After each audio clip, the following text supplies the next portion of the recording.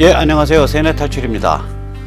지난 토요일 날에 대한문 집회는 상당히 컸어요. 제가 좀 숫자를 거의 경찰처럼 추산하는데 굉장히 짜게 추산해요. 네, 제 기준으로 행진 무렵에 그걸 기준으로 했을 때 한 2,500에서 한 3,000명 정도. 이게 한 10,000명쯤 되면요, 굉장히 큰 숫자예요, 사실은.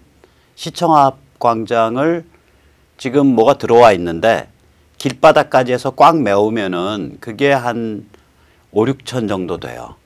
그러니까 굉장히 큰 숫자인데, 자, 한번 보시죠. 이렇게 우리가 이제 힘을 모아서 나가면, 계속 나가서 이게 상시적으로 한 10,000명 가까이 모이면 한반도 유사시 때, 북한 급변 사태 때 굉장히 큰 힘을 발휘할 수 있습니다. 그래서 다 같이 힘을 좀 모으는 게 중요할 것 같습니다. 저는 이번 주 토요일에도 대한문에 나갑니다.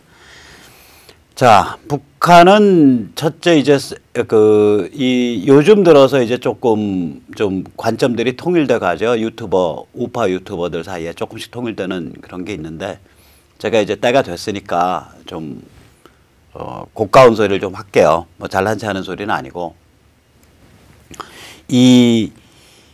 북한은 기본적으로 한반도 문제일 뿐 아니라 인류 문명 미국의 문제라는 그런 관점을 좀 가질 필요가 있어요. 제가 북핵이라고 안 하고 북한 그 시스템 자체가 왜 그러냐, 이게 전체주의 사교체제잖아요.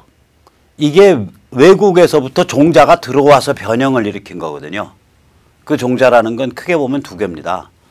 하나는 소련에서 들어온 스탈린 전체주의고, 다른 하나는 일제에서 들어온 천황 전체주의 미카도이즘이에요. 이 두 종자가 결합을 했어요. 그러니까 스탈린 쪽에서는 공산주의라는 그런 기본 틀이 들어왔고, 일제로부터는 지배자의 가문을 신격화하는 것, 신의 가문으로 신격화해서 대물림하는 것, 그 버르장머리가 들어온 거예요.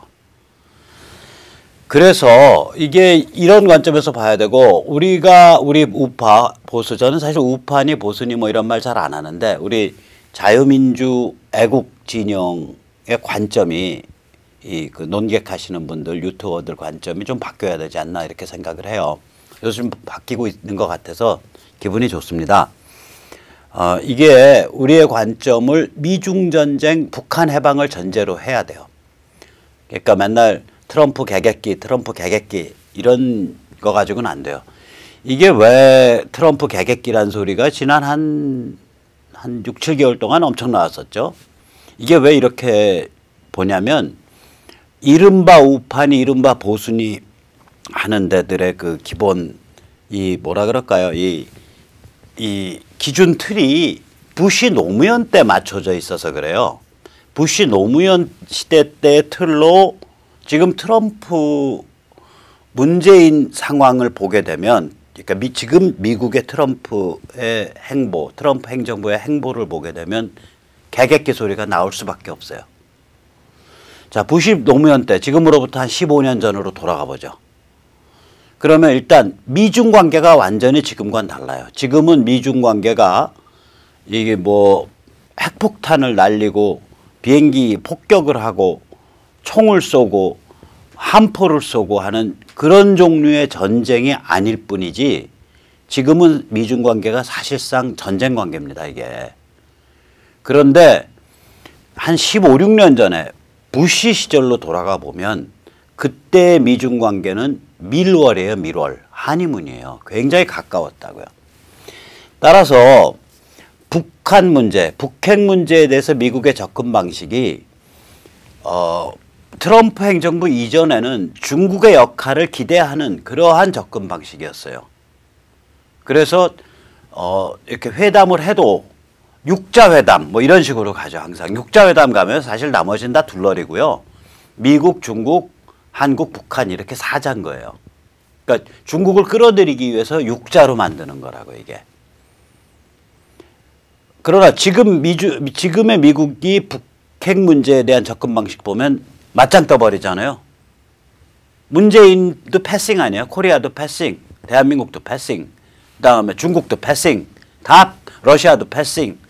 일본도 뒤에 너 물러 앉아 있어 해서 일본도 패싱해서 미국과 북한 사이에 맞짱을 뜨는 방식이 됐다고요, 이게. 중요한 거는 이제 한반도 전략인데 부시 때는 분단의 유지예요. 트럼프 행정부 이전에는. 부시 그다음에 뭐 클린턴, 오바마 이거 다 저기 뭐야. 그러니까 뭐냐면은 그 분단이 유지된다는 걸 전제로 하는 거예요. 남북이 분단돼 있다는 걸. 지금 트럼프 행정부의 한반도 전략은 첫째, 결국 북한 해방시켜야 된다. 그리고 해방된 북한을 자유민주주의와 시장 원리에 따라서 급속 발전시킴으로써 14억 중국인에 대해서 그 가슴을 휘젓는 심리폭탄을 만들어야 된다. 이게 이제 그 한반도 전략이 된 거예요. 그러니까 분단 틀이 깨진 거라고요. 물론 북한이 해방되고 나서 원스텝 흡수 통일은 못 갑니다. 또 그렇게 안 갑니다. 10중 8구 혹은 99.99%의 확률로 보면 북한 지역이 또 하나의 자유민주 코리아, 자유민주 노스 코리아가 들어올 겁니다. 그러나 지금 북한 체제와는 다르죠. 완전히 다르죠. 180도 다르죠. 그러니까 북한을 해방시키고 북한을 급속 발전시켜서 심리폭탄으로 쓰겠다. 이게 작년 11월 7일 날 트럼프가 국회에서 한 연설에서도 고스란히 드러나고 있어요. 그 다음에 미국의 북한 접촉 방식도 달라요. 그 급이. 이 트럼프 행정부 이전에는 우리가 누구 아미티지 또 무슨 크리스토퍼 힐 이런 그 우리 이렇게 이름에 튀어나오는 그런 사람들 보면 대개 차관복급이에요. 이게 차관 혹은 차관복급이에요. 그리고 거의 99% 갈루치든 누구든 간에 전부 외교 라인이에요. 이게 외교 라인인데 여기 지금의 미국이 북한을 접촉하는 딱 채널을 보면 제일 높은 대통령급에서 바로 북한을 접촉을 하고 그 다음에 미국의 권력 승계가 그렇잖아요. 부통령 그리고 나서는 국무장관이잖아요. 대통령 유사시 때. 그 다음에 국무장관 폼페오급에서 거의 실무처럼 뛰고 대북특보라는 국무부의 대북특사라는 비건. 그러면 비건 누구야? 비건 누구야? 우린 정신도 헷갈리잖아요. 비건도 이거 무시무시한 정보 라인이에요. 이 사람 저기 그 소련 붕괴했을 때 어떻게 미국이 대처해야 되는가 현장에서 블루프린트 짜던 사람이에요. 포드 자동차 부회장. 비건 정도의 그런 거물도 우리가 이름도 모를 정도의 거의 가방모찌급으로 뛰잖아요, 지금. 거의 실무 라인으로. 그러니까 이게 미국의 북한 접촉의 레벨이 극까지 올라가 있다고요, 지금. 따라서 미국의 국가 아젠다 우선순위가 부시 노무현 때는 n분의 1이에요. 오바마란다. 오사마 빈 라덴도 잡아야지, 이란 문제도 다뤄야지, 뭣도 다뤄야지 하고 중요한 문제가 산적해 있는데 그 중에 하나 그냥 n분의 1이에요. 근데 지금 트럼프 행정부 들어서는 북한 문제가 내셔널 아젠다 넘버 1, 국가 아젠다 1번이 돼 있다고 이게. 자, 한미 관계를 보세요. 한미 관계 때요. 부시 노무현 때는 아주 심각하게 대립했어요. 한미 간에. 트럼프는요. 그냥 문재인 너 잘해봐. 오냐 잘해라. 잘해라. 하고 아주 개무시하고 아예 대립을 안 해버리잖아요. 개무시하니까 대립할 필요가 없죠. 이게 왜 이러냐면 트럼프 행정부 입장에서 보면 14억 중국인 1인당 연 국민소득이 GDP 기준 8,700불 달러에 이르는 14억 명을 상대로 하는 빅게임을 뛰고 있고 그리고 그 빅게임의 핵심에 들어있는 게 북한 핵이에요. 북한 체제라고요. 그 빅게임 전체를 뛰고 있는 판에 그까짓 거 너희 문재인 정부 그 대한민국 휴전선 아래 정부랑 내가 지금 각 세울 필요 없다는 거죠. 결정적 조치 취하는 그 전날 24시까지 내가 너랑 뭐 각을 세우냐 이거지. 완전히 개무시해버리고 오냐 해버리고 끝나는 거예요. 그러니까 한국의 우파나 한국의 보수가 옛날 부시 노무현 때 굉장히 따뜻했거든요. 돈도 많이 들어왔고요. 솔직히 말하면 저는 그때 이 바닥이 없었어요. 저는 2009년에 들어왔으니까. 그때 얘기 들어보면 돈도 많이 들어왔고, 그리고 막 교회 같은 데서도 그냥 그 반핵 반김 시위한다 붙으면은 대형 교회가 버스로 신도를 버스로 교회에서 출발해서 시청 앞까지 대고, 그리고 좀 우스갯소리로 얘기하면 어느 교회에서 몇 명 동원됐냐에 따라서 그 교회 목사님이 직접 마이크 잡고 떠들었다는 거 아니에요. 예를 들어서 차량을 20대 동원한 교회가 있으면 20대면 얼마야? 1000명 아니에요. 그분이 만약에 20분 떠들었다 그러면 차량 10대 동원한 교회 목사님은 10분. 요새 어디 목사님들이 직접 마이크 안 잡잖아요. 교회 그럼 빠개지니까. 그러니까 그때는 이 부시 노무현 때는요, 사회 분위기 전체가 미국이 부시 행정부가 노무현 정부랑 극심한 대립을 일으키고 있고, 따라서 뭐 그게 무슨 뭐 정경련이 됐던 뭐 교회가 됐던 어디가 됐던 이런 굵직굵직한 데서 눈치 별로 안 보고서 들이받고, 거기다 그때는 또 중요한 게 있었잖아요. 야당이 일사불란하게 박근혜 대통령의 리더십으로, 야당이 그 당시에 박근혜 당대표일 거예요. 이게 통합돼 있었다고요. 그러니까 야당도 앞에서 싸우고 이런 체제로 갔었거든요. 근데 지금은 어떠냐? 미국하고 트럼프랑 문재인 정부가, 트럼프 행정부랑 문재인 정부 사이에 무슨 특별한 대립각이 없어요. 웬만한 건 다 봐줘. DMZ 뭉개겠다 그래도 결정적인 것만 딱딱하지. 그 다음에 뭐 북한에 대한 경제 제재 완화 이런 것만 완전히 그 살벌한 견제구 넣지, 나머지는 네 맘대로 해보세요. 너님 맘대로 해보세요. 하고 오냐오냐 다 풀어줘 버리잖아요. 왜냐? 메인 게임이 중국과의 게임이고 메인 게임이 평양과의 게임이니까 문재인이 너 놀아봐 그래. 어차피 메인 게임 해결되면 너는 그냥 하루아침에 그냥 이거야 임마. 거의 그런 그 속내라고 저는 보거든요. 그러니까 이쪽에서 어렵게 지금 뭐 정당도 다 무너져 있고 뭐 조중동도 다 개차반 나 있는 상태에서 이쪽에서 어렵게 이른바 우파, 이른바 보수적 관점에서 활동을 하시는 분들 입장에서 보면 트럼프 개객기 소리가 나온다고요. 이 틀이 안 보이면. 이 틀이란 건 뭐냐?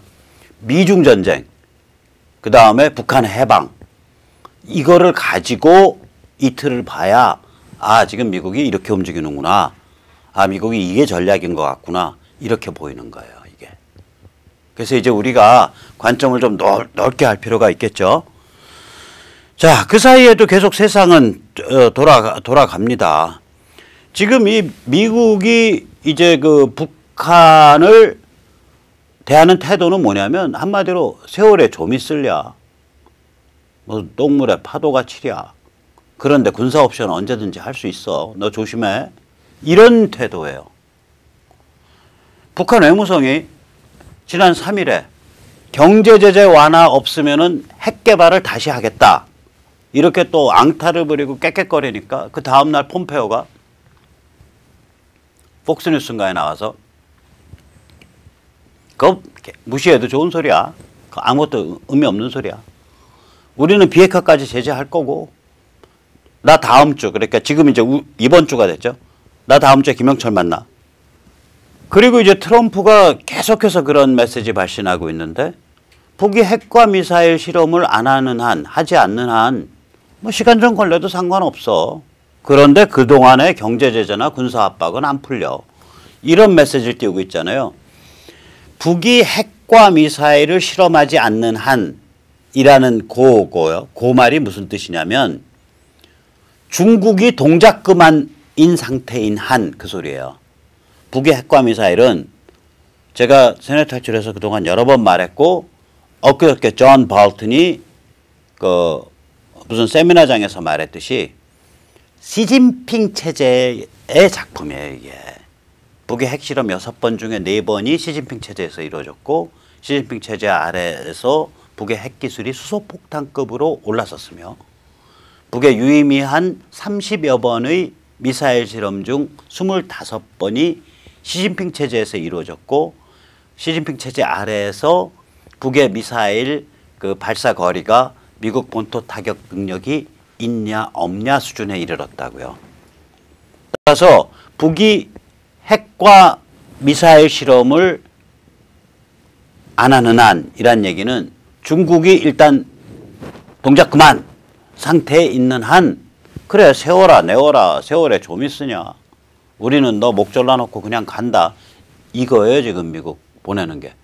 단 근데 뭐 좀 심심하면 팔 수도 있어. 네가 좀 꼼지락거리는 것 같으면 팔 수도 있어. 네가 꼼지락거리지 않아도 꼼지락거린다고 주장하고 팔 수도 있어. 이 메시지를 띄우고 있는 거예요 지금. 그래서 지금 아마 북의 그 국가과제 1번은요. 이제 문재인은 다 써먹었잖아요. 지금 일본은 뭐냐면 시진핑 방북을 무지하게 추진하고 있을 거라고요. 지금 북은 이거 대한민국이랑 너무 가깝게 더 막 하면은 미국을 너무 자극하는 거야. 그래서 이쪽에는 관심이 없을 거예요. 그래서 저는 올해 김정은 방한 힘들다고 봐요.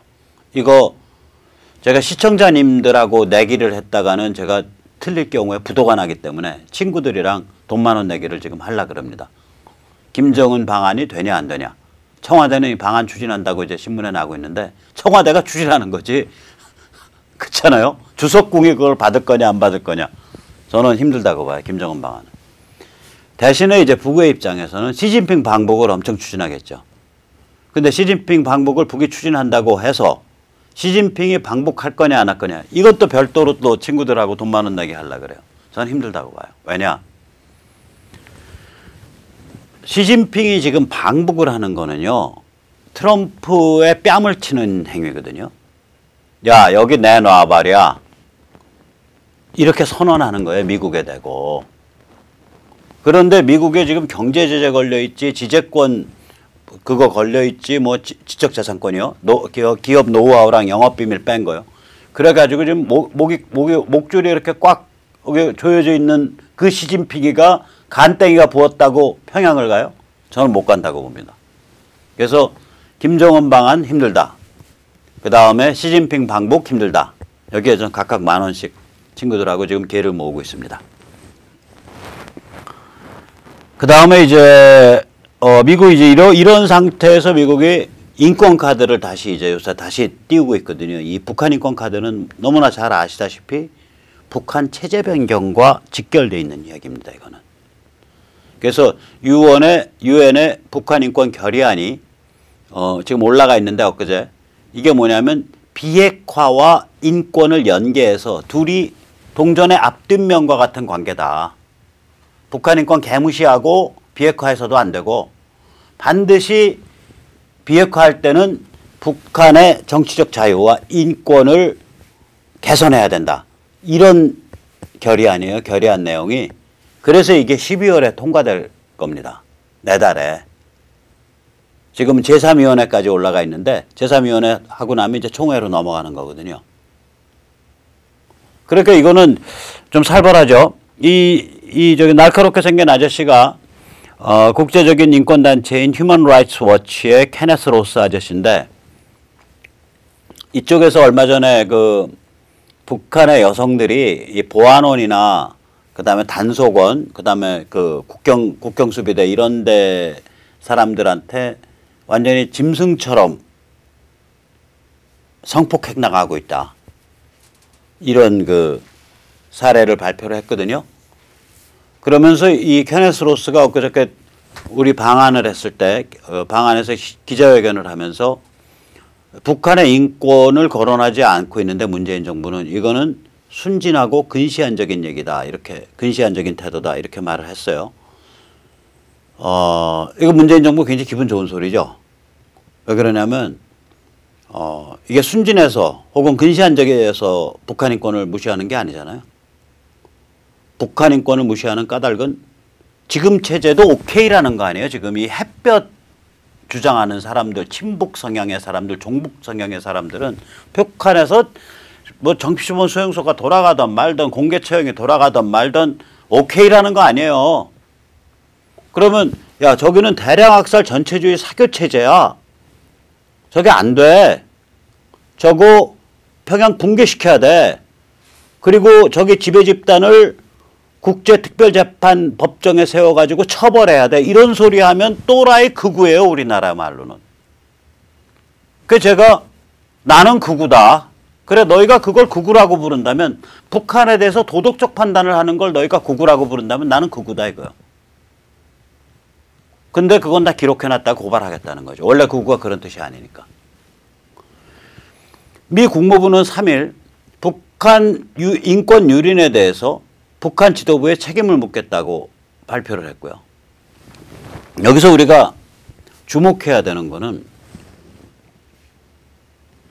북한 해방이 미국에 대해서 4개의 전략적 가치를 가지고 있어요. 제가 이거 한 세뇌 탈출에서 한두 번 얘기했는데 다시 한번 너무 중요한 거기 때문에 말씀드릴게요. 우선 첫째, 진정한 의미에서 비핵화를 이룰 수 있는 유일한 방법은 북한 해방밖에 없어요. 이게 아니 위조 지폐, 마약, 그 다음에 인신 노예노동 수출, 이게 국가산업인 애들이거든요. 애들이 이게 국가산업인 애들이에요. 거짓말 밥 먹듯이 하고 일본에 가서 멀쩡한 일본인을 납치해 오고 이거를 당연히 저지르는 애들이라고요. 천안함 깨버리고 그 다음에 철책에다 목함질 해놔서 발목 날리고 이거를 투쟁이라고 여기는 거 이걸 삶이라고 여기는 애들이라고요. 이런 애들이 서로 오늘 비핵화를 정말로 한다고 치더라도 그 비핵화 상태가 내일 이어진다는 보장이 없잖아요. 그러니까 북한 해방 외에는 진정한 비핵화의 길이 없다. 두 번째, 북한을 해방시킴으로써 자유민주 사우스 코리아 대한민국과 자유민주 노스 코리아로 다시 확대되는 한반도 전체가 미국에게 엄청난 지정학적 이점, 어드밴티지, 지정학적 이점을 무지하게 강화시켜준다. 세 번째, 북한을 해방시킴으로써 대한민국의 친북, 종북, 깡통진포가 정치적 파산 선고를 받고 그리고 대한민국이 세계 질서와 세계 시장과 자유민주주의를 향해서 엄청난 정치 혁신을 이룩할 수 있다. 이게 세 번째예요. 그러면 미국의 가장 강력한 동맹이 되는 거 아니에요. 네 번째, 정말 중요한 건데 북한을 해방시켜서 북한의 2,500만 짐승 같은 상태의 사람들을 자유와 인권과 시장 원리를 향해서 급속하게 번영토록 만들면 이게 하나의 모델 케이스, 쇼 윈도우가 돼서 이게 14억 중국인을 가슴 밑바닥서부터 흔드는 심리폭탄이 된다. 이 네 가지가 미국으로 하여금 북한 해방을 진지하게 생각하고 선택하게 할 수밖에 없는 전략적 가치예요. 거기다가 땡큐 문재인 정부가